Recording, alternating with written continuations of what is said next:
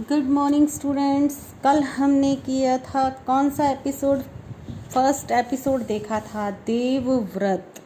तो उसमें एपिसोड के अंत में एक ट्विस्ट था कि देवव्रत बड़ा होकर किस नाम से प्रसिद्ध हुआ। तो आज हम उसी के बारे में जानेंगे। तो हमारा एपिसोड 2 है भीष्म प्रतिज्ञा। तो देखें, जो राजा शांतनु थे उनको अपना पुत्र देवव्रत मिल गया था और गंगा में समा गई थी, स्वर्ग में चली गई थी। तो देखें, राजा अपने तेजस्वी पुत्र को पाकर प्रफुल्लित मन से नगर को लौटे और देवव्रत राजकुमार के पद को सुशोभित करने लगे। 4 वर्ष और बीत गए। एक दिन राजा शांतनु यमुना तट की ओर घूमने गए तो वहाँ क्या देखते हैं कि बहुत ही सुंदर, अप्सरा से सुंदर एक तरुणी अर्थात युवती खड़ी दिखाई दी। उसका नाम सत्यवती था। गंगा के वियोग के कारण, गंगा से जब वो बिछड़ गए थे तो राजा के मन में विराग छाया हुआ था और इस युवती को देखते ही विलीन हो गया।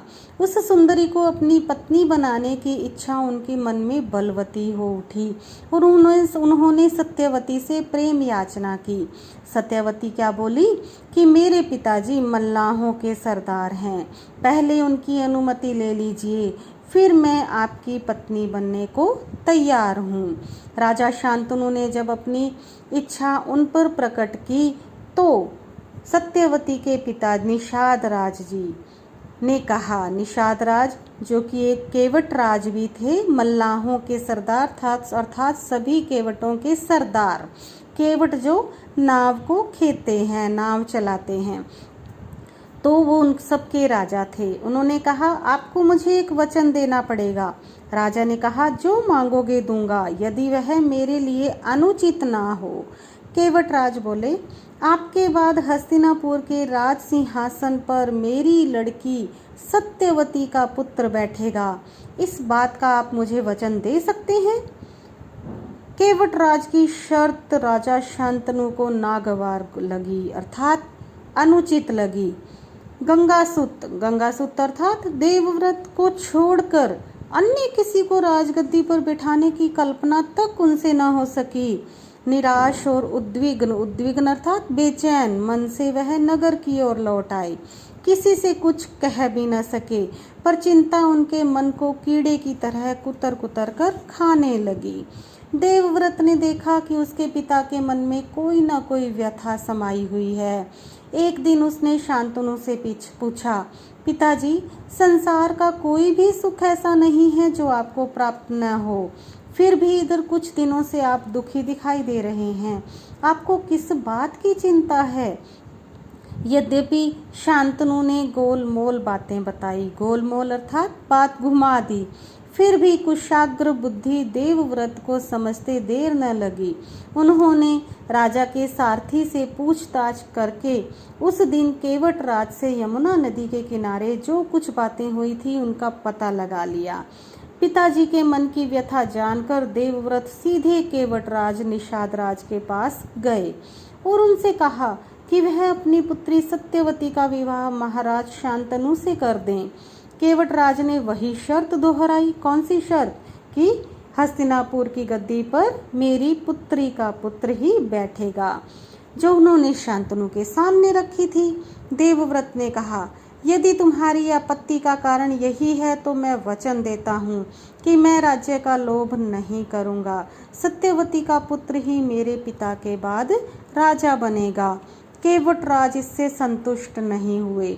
उन्होंने और दूर की सोची। बोले, आर्यपुत्र, इस बात का मुझे पूरा भरोसा है कि आप अपने वचन पर अटल रहेंगे, किंतु आपकी संतान से मैं वैसी आशा कैसे रख सकता हूँ?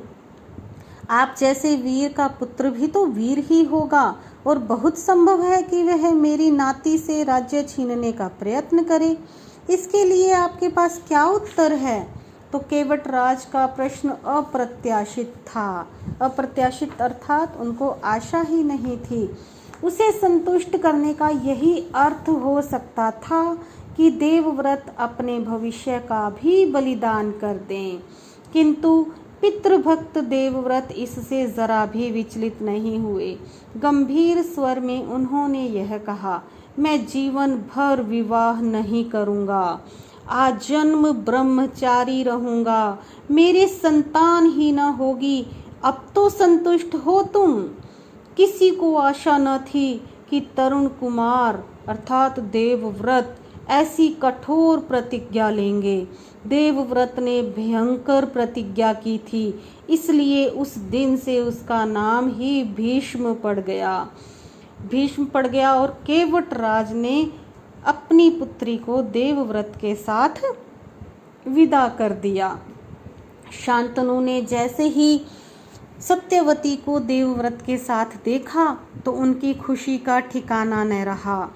शांतनु ने प्रसन्न होकर देवव्रत से कहा कि तुमने जो इतनी भीष्म प्रतिज्ञा, इतनी कठोर प्रतिज्ञा ली है, ना तो कोई अब ले सकता है, ना ही कोई भविष्य में ऐसी प्रतिज्ञा लेगा। अतः मैं तुम्हें वचन देता हूँ, मैं तुम्हें एक वरदान देता हूँ कि तुम्हें जो मृत्यु मिलेगी वह तुम्हारी इच्छा से मिलेगी। अर्थात इच्छा मृत्यु का मैं तुम्हें वरदान देता हूँ। और शांतनु ने उनको कहा कि इसके तुरंत बाद देवव्रत का नाम भीष्म पड़ गया। तो बच्चों, आपको पता चल गया कि देवव्रत का नाम भीष्म क्यों पड़ा। इसीलिए कि उन्होंने इतनी कठोर प्रतिज्ञा ली थी कि वे जीवन भर विवाह नहीं करेंगे, आजन्म ब्रह्मचारी रहेंगे। तब उसके बाद सत्यवती से शांतनु के 2 पुत्र हुए, चित्रांगद और विचित्रवीर्य। शांतनु के देहावसान पर चित्रांगद हस्तिनापुर के सिंहासन पर बैठे और उनके युद्ध में मारे जाने पर विचित्रवीर्य की 2 रानियां थी, अंबिका और अंबालिका। अंबिका के पुत्र थे धृतराष्ट्र और अंबालिका के पुत्र पांडु। धृतराष्ट्र के पुत्र कौरव कहलाए और पांडु के पांडव। महात्मा भीष्म शांतनु के बाद से कुरुक्षेत्र युद्ध का अंत होने तक उस विशाल राजवंश के सामान्य कुल नायक और पूज्य बने रहे। तो शांतनु के बाद हम कुरुवंश का क्रम एक सारणी से समझेंगे। तो इस सारणी में देखें बच्चों, शांतनु की 2 रानियां थी, कौन कौन सी? गंगा और सत्यवती।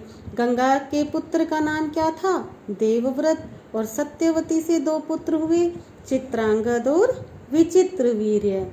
और चित्रांगद की मृत्यु हो गई थी और विचित्रवीर्य की 2 रानियां थी, अंबिका और अंबालिका। अंबिका से पुत्र हुआ धृतराष्ट्र और अंबालिका से पांडु। धृतराष्ट्र के पुत्र क्या कहलाए? कौरव। और पांडु के पुत्र क्या कहलाए? पांडव।